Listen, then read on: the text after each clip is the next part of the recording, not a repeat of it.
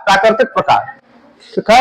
जो natural source of light है, जो सूरज से आ रहा है और भी सोर्स से आ रहा है, उसका जरूरत पड़ेगा प्रकाश ट्रांसलेशन में। टॉर्च बार देगा या प्रकाश ट्रांसलेशन की घटना हो तो संभव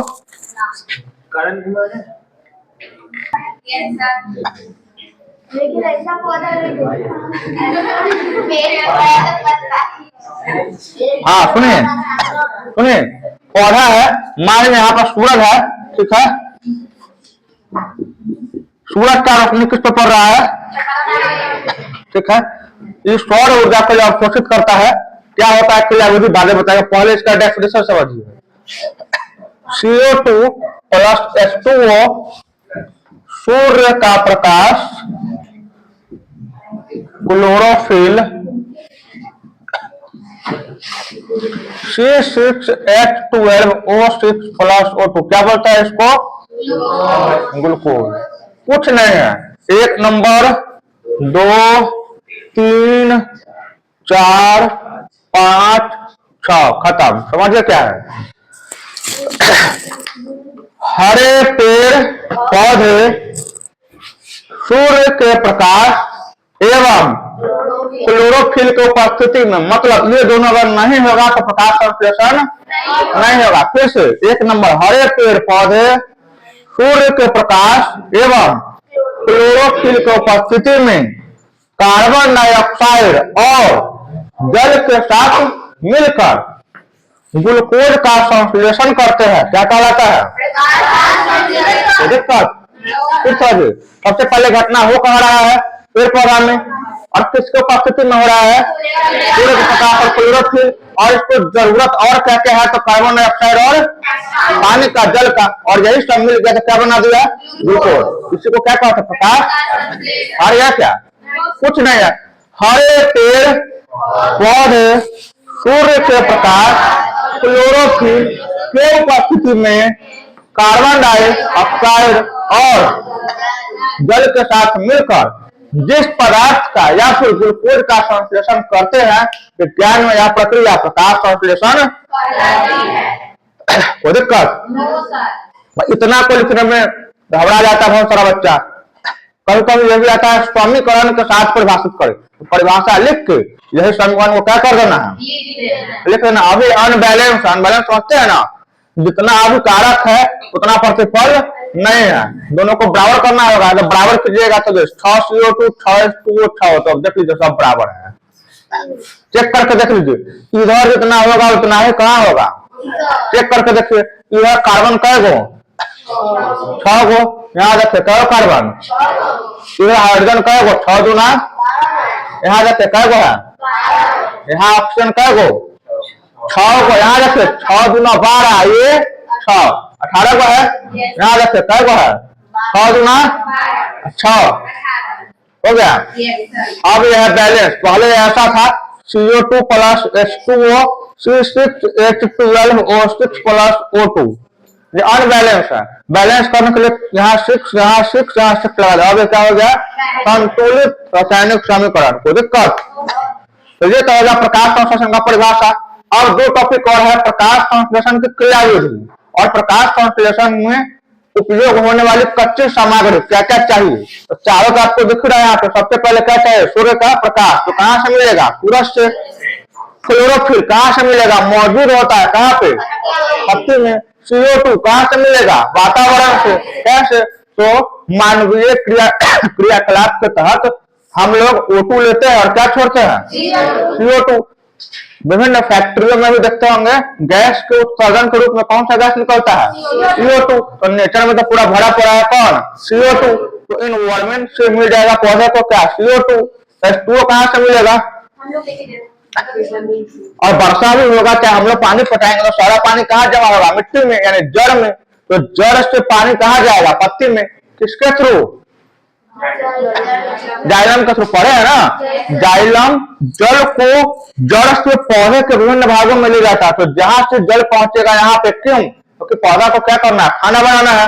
खाना बनाना है मतलब ग्लूकोज बनाना है, तो जल का आवश्यकता होगा। तो कौन कहाँ से मिलेगा, क्लियर है, कोई दिक्कत।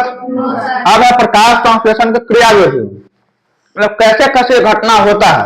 तो सबसे पहला घटना क्या है सुनिए। सबसे पहले सूरज से निकलने वाला सौर ऊर्जा कहाँ पड़ता है? पत्ती पर, और पत्ती के हरित लवक के द्वारा क्या किया जाता है? अब तो फिर से समझिए, सबसे पहले सौर ऊर्जा कहाँ आया? पत्ती पर, और क्या हुआ? अवशोषित क्यों हुआ? अवशोषित आपको हम बताएंगे। ये प्रकाश संश्लेषण की क्रियाविधि है, ये अलग टॉपिक है, परिभाषा नहीं है। दूसरा, जो अवशोषित हुआ है कौन सा ऊर्जा? सौर ऊर्जा, उसको कन्वर्ट किया जाएगा कौन सा ऊर्जा में? रासायनिक ऊर्जा में। कौन सा ऊर्जा में? क्यों किया जाएगा मैं ही बता रहा हूं। ताकि इसलिए किया जाता है ताकि जल के अणु को तोड़ा जाए। जल के अणु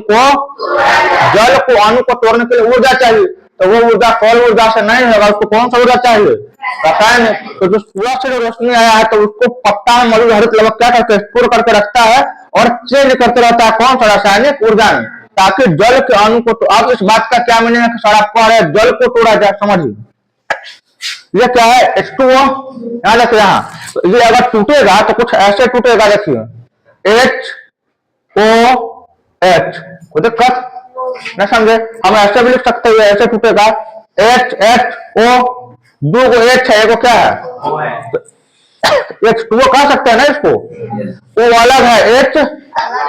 इसमें आपको कितना आपको दिख रहा है आइटम? एगो हाइड्रोजन का आइटम, एगो तो हाँ, तो अलग होगा तो एगो हाइड्रोजन, एगो मान लेते हैं, ठीक है। अब यहाँ क्या है?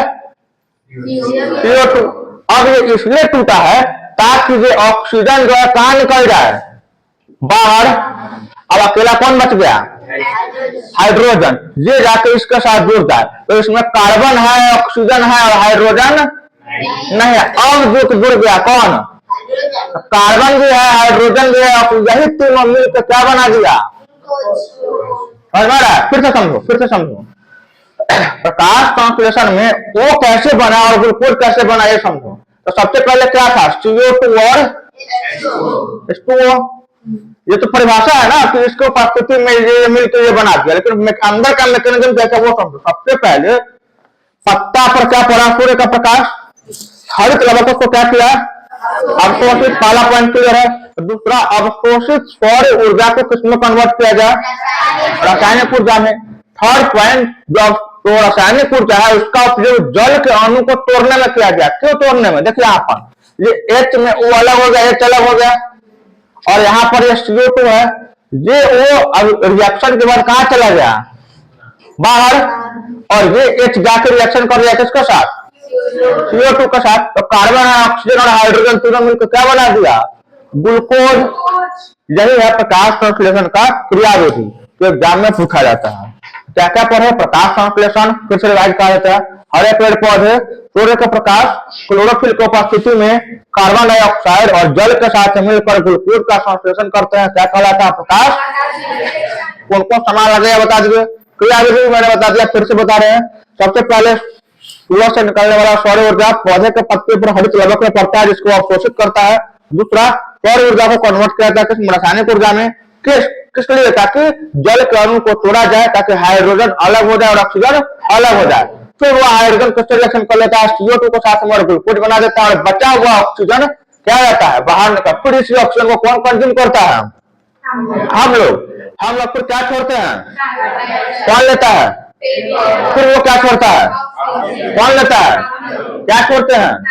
कौन लेता है? क्या छोड़ता है? कौन लेता है? चलते रहता है प्रक्रिया। नहीं समझे बात को? इसलिए आप लोग पढ़े भी होंगे, एनर्जी क्या? नादर भी क्रिएटेड एनर्जी, हम उसको कुछ दे रहे हैं क्या? उससे हम लोग क्या ले रहे हैं? सिंपल, हम उसको कुछ दे रहे हैं, कुछ ले रहे हैं, सिंपल। दिक्कत